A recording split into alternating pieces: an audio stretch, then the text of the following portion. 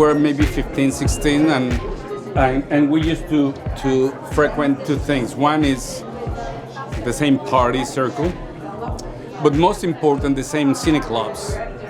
And that time in Mexico City was like a golden time in cine clubs. It was fantastic because you have a bunch of cine clubs, but together with that, you had the French Institute and the Goethe Institute from Germany, getting cycles of French cinema and German cinema.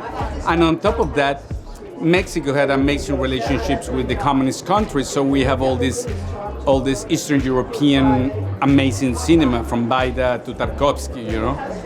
And we will always bump to each other over there. And it was not until I went to film school and a couple of years later, Chivo went to film school that we fully connected. And then we started collaborating. And he was my assistant because I was 2 years before him, and I was a DP supposedly at the film school. But pretty much in the process, I realized, wow, Chivo's a way better cinematographer than I am. So I said, why I fool around? I better stick to be a director and work with Chivo.